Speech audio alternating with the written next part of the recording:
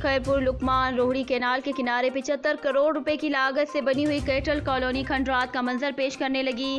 Cattle colony के transformer भी चोर ले उड़े। कैटल कॉलोनी को पीपल्स पार्टी के रहनुमा साबिक वजीर आला सैयद कायम अली शाह के दौर में तैयार किया गया था, मगर दूसरी जानिब से कैटल कॉलोनी में खैरपुर शहर से कोई भी भैंसों का बाड़ा शिफ्ट ना हो सका। दूसरी जानिब से शेर आलम मुख्तार, सईद रिंद, मुजाहिद हुसैन राजपूत, आशिर मुख्तार रिंद बलोच, यासिर अली खान, इसहाक सुमरो इनकलाबी और दीगर बताया कि खैरपुर शहर के अंदर आवारा भैंसों ने शहरियों का जीना हताब कर दिया है।